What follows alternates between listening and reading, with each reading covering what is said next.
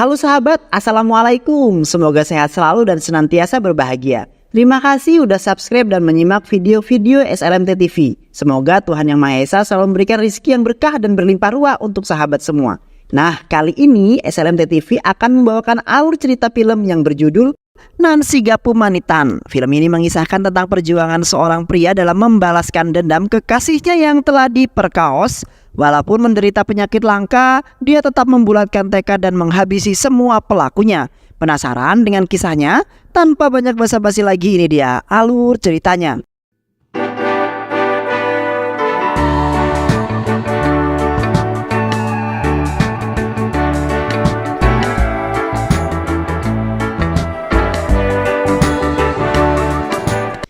Indiran adalah seorang bocah malang yang menderita penyakit narkolepsi. Penyakit ini adalah penyakit yang membuat penderitanya tidur mendadak ketika mengalami emosi yang tinggi. Ibu Indiran yang bernama Sumati sudah pasrah dengan penyakit anaknya tersebut. Sudah banyak dokter dan dukun yang kemudian dikunjungi oleh keluarganya untuk menyembuhkan anaknya tersebut. Tapi tak kunjung juga menemukan hasil hingga pada suatu hari, seorang dokter berpengalaman meminta Sumati untuk tidak mengkhawatirkan penyakit anaknya tersebut. Penyakit narkolepsi yang diderita Indiran hanya akan membuatnya tidur secara mendadak jika dia menerima emosi yang tinggi. Emosi itu bisa meliputi rasa takut, kaget, marah, sedih, dan bahagia. Namun walaupun demikian, sejatinya Indiran ini tidak benar-benar tidur. Sejatinya Indiran tidak benar-benar tidur. Tertidurnya orang narkolepsi berbeda dengan tidurnya orang-orang biasa. Dia masih bisa mendengar dan merasakan apa yang kemudian terjadi di lingkungannya. Hal itulah yang kemudian membuat Indiran menjadi juara di kelasnya. Dia terus mendengar dan memahami apa yang dikatakan oleh gurunya walaupun dia terlihat seperti sedang tidur.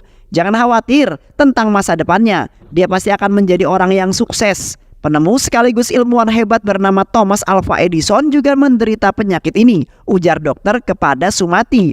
Beberapa tahun kemudian, Indiran yang dulu kecil kini sudah sangat dewasa dan tumbuh menjadi bujang yang sangat tampan. Kemudian dia ditemani oleh sahabat sejatinya yang bernama Satis, akan pergi ke sebuah kota untuk mencari pekerjaan. Indiran selalu mengingatkan dirinya untuk bisa mengendalikan emosinya. Sebenarnya kecerdasan yang dimiliki oleh Indiran mampu membuatnya diterima untuk menjadi seorang pekerja. Namun kambuhnya penyakit narkolepsi kemudian membuatnya harus digagalkan. Berkali-kali Indiran melamar pekerjaan, berkali-kali juga dia ditolak. Indiran kemudian mendapat kesempatan untuk mendapatkan uang dari penyakitnya sendiri. Salah satu kampus mengundangnya sebagai narasumber dari penyakit narkolepsi. Sumati sebenarnya melarang Indiran untuk mengambil pekerjaan tersebut. Namun Indiran tetap kekeh untuk mengambilnya. Di dalam kampus, Indiran menyampaikan kisahnya sebagai seorang pengidap penyakit narkolepsi. Dia juga menceritakan bahwa penyakitnya ini membuatnya tidak bisa berhubungan suami istri. Uang yang dihasilkan sebagai narasumber tersebut lalu digunakan oleh Indiran untuk membeli laptop dan membelikan ibunya sari. Indiran lalu menggunakan laptopnya itu untuk bekerja secara online dengan imbalan gaji Rp20.000 per bulannya. Satu persatu keinginan Indiran mulai tercapai. Dia berhasil membuat ibunya berhenti dari pekerjaannya karena sudah mampu ditanggung oleh Indiran. Indiran kemudian menulis sebuah keinginan itu pada sebuah kertas. Dia juga berhasil menyelesaikan keinginannya untuk membantu temannya yang bernama Karuna. Kini keinginan Indiran yang berikutnya adalah berjalan sendirian tanpa ditemani oleh siapapun. Malangnya bagi Indiran karena tiba-tiba sebuah mobil hendak menabrak dirinya. Kejadian itu kemudian membuat narkolepsi Indiran kambuh dan dirinya pun langsung tertidur. Momen Indiran yang tiba-tiba tertidur itu justru dimanfaatkan oleh seorang pria asing untuk mencari sumbangan. Dia mengatakan kepada semua orang jika Indiran yang kecelakaan ini adalah seorang yatim piatu. Dia tidak memiliki biaya untuk berobat. Seorang wanita cantik bernama Mira yang kasihan terhadap Indiran lalu memberikan pria asing itu sejumlah uang. Keesokan harinya Indiran diingatkan oleh teman-temannya untuk tidak berjalan sendirian lagi. Dia juga disarankan untuk segera menikah agar ada yang menemaninya. Di saat yang bersamaan Mira tiba-tiba muncul di hadapan Indiran. Indiran yang tidak mengenal Mira terkesima dengan kecantikannya. Indiran ingin berkenalan dengan Mira. Namun Mira yang kaget karena melihat Indiran langsung berteriak dan menyebabkan keduanya pingsan. Setelah sadar, Mira kini memahami apa yang terjadi pada Indiran. Dia juga tidak merendahkan Indiran yang mengidap penyakit narkolepsi. Mira lalu meminta nomor telepon Indiran dan Indiran pun memberikannya. Usut punya usut, ternyata Mira berasal dari keluarga yang sangat kaya raya. Ayahnya adalah seorang pengusaha India ternama. Ayahnya juga menjodohkan Mira dengan seorang pria bernama Kartik. Namun perjodohan itu ditolak oleh Mira karena Mira tidak menyukai sifat Kartik yang sangat kasar pada setiap wanita. Mereka juga memiliki visi misi kehidupan berumah tangga yang sangat berbeda.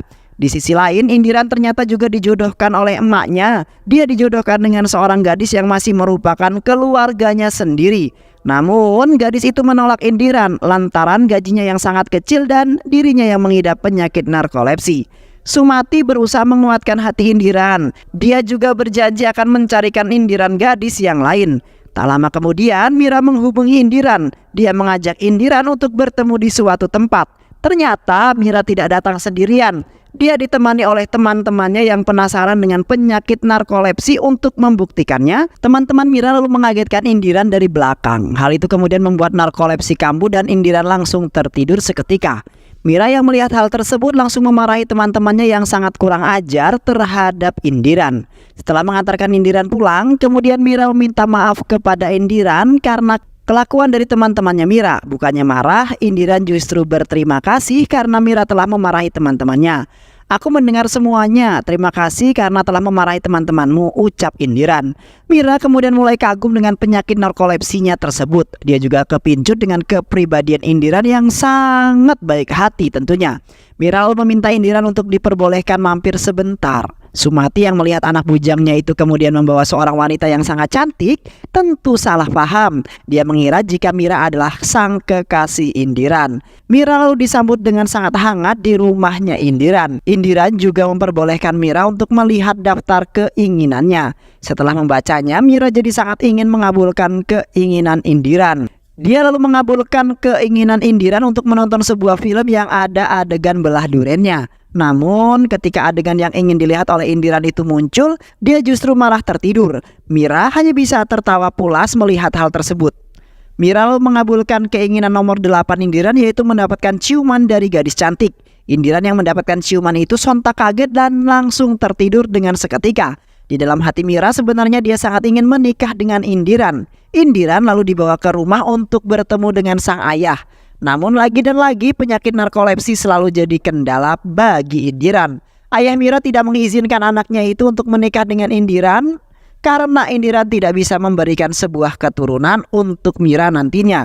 Aku tidak butuh uang ataupun kasta karena keduanya itu tidaklah penting. Aku hanya ingin agar anakku memiliki keturunan. Aku ingin ada yang melanjutkan keturunanku, ujar ayah Mira. Indiran jadi sangat malu setelah mendengar kata-kata tersebut. Dia kemudian mulai menjaga jarak dari Mira, bahkan terkadang menghindari si Mira. Mira yang mengetahui hal tersebut jadi sangat marah. Dia tak ingin Indiran menyerah begitu saja. Walaupun Indiran tak bisa memberikan keturunan, namun Mira tetap ingin menikah dengannya. Ayahku hanya mempermasalahkan dirimu yang tak bisa memberikan cucu, ujar Mira kepada Indiran. Mira lalu menanyakan pada Indiran, adakah waktu di mana Indiran tidak bisa tidur? Ada. Waktu itu adalah ketika aku mandi atau terkena air, ucap Indiran. Mira yang mengetahui hal tersebut lalu memikirkan sebuah ide gila untuk bisa hidup bersama Indiran. Dia sengaja mendorong kekasihnya itu ke dalam kolam lalu mencium Indiran dan berwik-wik bersama saat itu juga. Beberapa waktu kemudian Mira hamil anaknya Indiran. Mereka tentu saja sangat bahagia karena memiliki keturunan bukan lagi masalah bagi Indiran. Saat mereka hendak menyampaikan kabar gembira itu pada ayah Mira, tiba-tiba saja sebuah mobil merah melaju dan hendak menabrak mereka. Kejadian itu kemudian membuat Indiran kaget dan tertidur saat itu juga. Mobil itu terus menghalangi jalan mereka. Mira yang kesal lalu turun dari mobil menghampiri mobil tersebut. Tak lama kemudian seorang pria misterius keluar dan langsung memukul Mira. 3 orang pria lain juga keluar dan ikut memukul Mira. Entah apa yang sebenarnya terjadi, tapi mereka terus menyiksa Mira meskipun dia sudah memelas. Anehnya, keempat pria itu sama sekali tak menyerang Indiran. Mereka malah asik memukul Mira dan menyiksanya. Mira yang tak berdaya lalu diperkaos dengan sangat brutal meskipun dia sudah mengatakan jika dia sedang mengandung. Indiran yang mendengar jeritan Mira hanya bisa diam meneteskan air mata. Keempat pria itu lalu pergi meninggalkan Mira dan tak lama kemudian polisi datang dan membawa Mira ke rumah sakit. Sesampainya di sana, dokter menjelaskan kepada ayahnya Mira jika Mira telah diperkaos oleh beberapa pria dengan sangat brutal. Kebrutalan itu kemudian menyebabkan anak yang dikandung Mira keguguran. Ayah Mira sangat terkejut mendengar penjelasan tersebut. Dia tak mengira jika anaknya yang hamil di luar nikah itu kini keguguran dan dalam keadaan koma. Indiran lalu dipukul dengan sangat keras. Ayah Mira kecewa karena Indiran tak mampu melindungi anaknya. Pukulan ayahnya Mira itu kemudian membuat Indiran kembali tidur. Sasti dan juga Karuna lalu membawa Indiran pulang ke rumahnya. Hati Indiran benar-benar hancur. Ibunya juga terkejut dengan kondisi anaknya yang berantakan. Keesokan harinya Indiran yang dipanggil ke kantor polisi untuk memberikan keterangan, namun dirinya tak mampu mengidentifikasi pelaku karena saat itu hujan turun dengan sangat deras. Ayah Mira kembali dibuat kesal sebenarnya. Indiran masih sangat mengingat kejadian itu. Dia lalu pergi ke lokasi bersama dua sahabatnya. Indiran menyesali apa yang sudah terjadi. Dia tak mampu berbuat apa-apa saat Mira sedang diperkaos. Teriakan dan jeritan Mira terus menghantui pikirannya dan di saat yang bersamaan, dia mengingat jika salah satu dari pelaku bernama Sakar. Indiran bersama kedua sahabatnya lalu pergi menemui preman dan membeli pistol ilegal. Wajah Indiran yang dulu polos kini berubah menjadi sangat murka. Sementara itu, Mira yang masih dalam keadaan koma lalu dibawa pulang oleh ayahnya. Indiran yang mengetahui hal tersebut berusaha untuk menemui Mira walaupun terus dilarang. Ayah Mira lalu mengizinkan Indiran untuk menemui Mira. Hanya ada kesedihan dan air mata yang tampak di wajah Indiran. Dia terus meminta maaf dan menyesal karena tak mampu melindungi Mira. Indiran lalu berjanji akan terus merawat Mira hingga kembali sehat.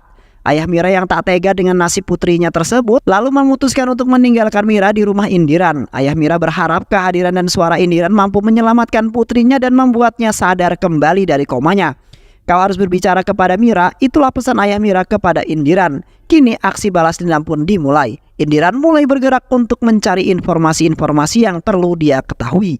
Dia kemudian menanyai semua orang-orang yang dikenalnya. Teman Mira lalu kemudian menyampaikan kecurigaan terhadap Kartik. Indiran lalu bergerak menemui Kartik, namun Kartik mengatakan jika dia sama sekali tak mengetahui peristiwa tersebut. Indiran benar-benar kesulitan untuk menemukan pelakunya. Indiran yang kemudian memiliki ide lalu pergi bersama Sasti menemui ketua preman yang berkuasa di wilayah kejadian. Tapi ketua preman itu tak berkata jika pelaku bukan dari wilayahnya. Tak lama kemudian Indiran menemukan sebuah cara untuk mengatasi rasa tidurnya. Dia menggunakan sebuah headset dan menyetel musik di telinganya. Ternyata cara itu sangat ampuh untuk membuat Indiran tak lagi kaget dan tertidur. Keesokan harinya Indiran kemudian menemui seorang polisi untuk mencari informasi. Dia menanyakan daftar pelaku pemerkosaan yang sudah bebas. Tapi tak lama kemudian sebuah sirine terdengar dari sebuah mobil. Indiran ingat jika suara sirine itu sama persis dengan sirine mobil pelaku. Apalagi berdasarkan keterangan polisi mobil pelaku itu berwarna merah.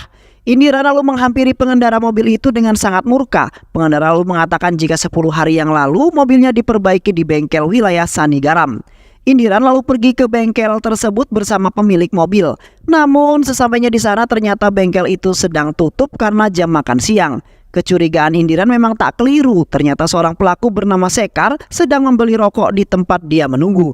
Masalahnya, Indiran tidak mengenali wajah Sekar. Sekar yang kemudian menyadari keberadaan Indiran segera pergi melarikan diri. Penjual rokok itu lalu memberitahu bahwa orang itu adalah seorang mekanik bengkel yang sedang Indiran cari. Indiran tanpa basa-basi lagi langsung kemudian mengejar Sekar dengan penuh amarah. Sasti lalu memberitahu Karuna jika Indiran sedang mengejar salah satu pelaku. Indiran terus mengejar Sekar yang berlari ke sebuah gedung bertingkat, namun tiba-tiba trot, Sekar tewas dibunuh oleh Karuna. Ternyata Karuna terlibat dalam pemerkosaan tersebut. Dia tega membunuh Sekar untuk membungkam mulutnya. Mayat Sekar lalu Karuna buang ke dalam tong sampah. Karuna lalu melukai dirinya sendiri dan berteriak seolah-olah Sekar telah menyerangnya. Indiran yang mendengar teriakan itu langsung berlari menghampiri Karuna. Sesampainya di sana, Karuna berkata jika Sekar telah melarikan diri. Namun Indiran sama sekali tak peduli. Dia hanya ingin menyelamatkan Karuna. Indiran lalu membawa Karuna ke rumah sakit. Di rumah sakit Karuna kembali mengingat alasan mengapa dia melakukan ini semua. Semua ini dia lakukan hanya untuk membalas dendam pada Indiran. 3 tahun yang lalu, istri Karuna yaitu Pevita kedapatan selingkuh dengan temannya Karuna yang bernama Arvin. Perselingkuhan itu sudah mereka lakukan selama 1 tahun lamanya. Indiran yang mengetahui perselingkuhan itu kemudian meminta Pevita untuk berhenti dan tak menemui Arvin lagi. Indiran tak tega jika Karuna yang setia justru dikhianati. Pevita lalu menghubungi Arvin dan menyampaikan jika perselingkuhan mereka telah diketahui oleh Indiran. Usut punya usut, ternyata itu semua hanyalah drama Pevita saja. Pevita sengaja berselingkuh dengan Arvin untuk memeras hartanya. Karuna sang suami adalah sutradara di balik rencana tersebut. Kedua pasutri memanfaatkan kekayaan Arvin untuk melunasi utang mereka dan hidup bermewah-mewahan. Ketika bertemu Arvin, Pevita berpura-pura ketakutan dan meminta Arvin untuk mengakhiri perselingkuhan ini.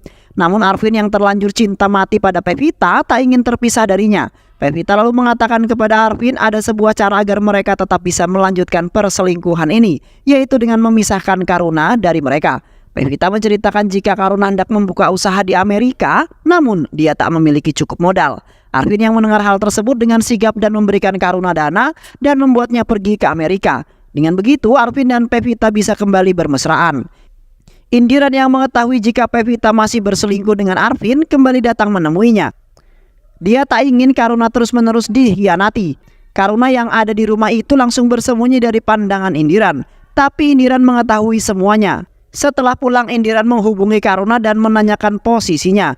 Karuna menyatakan kepada Indiran jika dia baru saja sampai di rumah. Padahal Indiran menghubunginya saat masih berada di tangga rumahnya. Indiran lalu menemui Arvin dan mengungkapkan semuanya. Jika Pevita dan Karuna sudah bekerja sama untuk melorotin harta Arvin. Arvin yang mendengarnya tentu saja murka. Dia datang menemui Karuna dan meminta Karuna mengembalikan semua uang miliknya. Karuna yang mendengar hal itu kemudian langsung terkejut bagaimana Arvin bisa mengetahuinya. Karuna menolak mengembalikan uang Arvin dengan alasan dia juga telah memberikan tubuh istrinya pada Arvin. Pevita lalu menyampaikan dengan selengean jika dia siap kok menjadi istri Arvin. Arvin yang mendengar keselengean itu langsung murka dan menampar Pevita hingga jatuh membentur meja. Darah segar mengalir dari kepalanya Pevita dan Pevita tewas saat itu juga. Karuna yang kalap melihat istrinya tewas lalu menusuk Arvin dengan sangat brutal. Namun cerita yang berbeda justru Karuna sampaikan pada Indiran. Karuna mengatakan jika Arvin dan Pevita pergi ke luar negeri, sebenarnya Indiran, saat kau datang ke rumahku, aku sebenarnya ada di dalam rumah. Aku sengaja bersembunyi karena aku malu atas perselingkuhan yang terjadi antara Pevita dan juga Arvin. Sebelum kedatanganmu aku bertengkar hebat dengan Pevita karena aku mengetahui perselingkuhan mereka.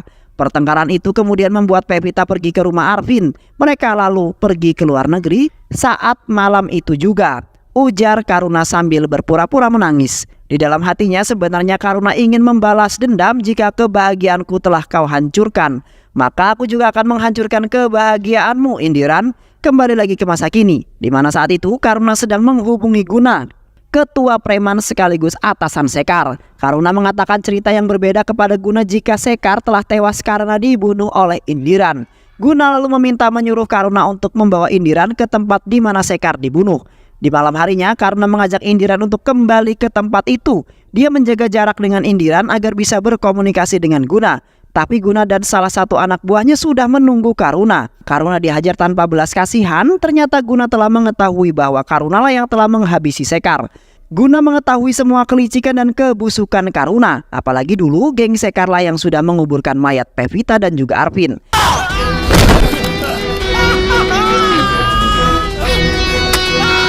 Setelah itu Guna pergi mengawasi Indiran. Dia ingin segera menghabisi Indiran. Salah satu anak buahnya lalu disuruh untuk melepaskan headset yang dipakai oleh Indiran. Indiran tentu saja marah. Dia ingin menghabisi ketiga orang yang telah memperkaos Mira, kekasihnya tersebut. Tapi di tengah jalan amarahnya justru membuat narkolepsinya kambuh dan sontak membuat Indiran tertidur. Indiran lalu dihajar oleh mereka semua dengan sesuka hati. Tapi salah satu dari mereka malah melakukan kesalahan. Dia mencabut pipa air karena ingin menghajar Indiran. Sehingga semburan air yang mengenai Indiran malah kemudiannya membuat bangun. Dan saat itu pula Indiran bangkit dan langsung menghajar mereka semua. Satu persatu mayat mereka mulai berceceran. Indiran melibas mereka dengan sangat brutal hingga pada akhirnya hanya menyisakan Guna seorang. Indiran lalu menghabisi Guna dengan sangat kejam. Di saat yang bersamaan, Karuna datang dengan topeng mukanya. Dia berpura-pura puas atas kematian pada preman. Meskipun sudah mengalahkan Guna dan anak buahnya, nyatanya Indiran masih berada di sana. Ternyata Dalang masih menunggu kematian dari dalang utama pemerkosaan Mira. Usut punya usut, Indiran sudah mengetahui semuanya. Dia menyadari saat Karuna hendak menghabisi Sekar. Dia melihat pantulan cahaya yang menunjukkan jika Karunalah yang menghabisi Sekar. Sebenarnya saya bisa menghabisimu pada saat itu juga, tapi saya mengurungkannya karena saya ingin melihat sisa pelaku lainnya. Indiran lalu menghajar Karuna tanpa basa-basi.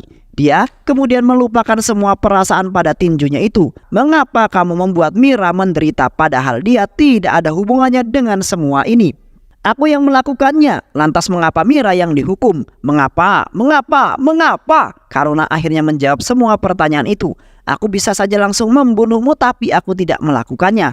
Aku ingin membuatmu hancur. Aku ingin membuatmu menderita. Aku ingin kau merasakan penderitaan yang kurasakan. Indiran sudah tak tahan lagi dengan semua yang terjadi. Dia lalu membunuh Karuna, sahabatnya sendiri. Sementara itu Mira masih dalam keadaan koma. Indiran memasukkan satu lagi keinginannya, yaitu melihat Mira bangun dan ceria seperti sedia kala. Dan film pun selesai.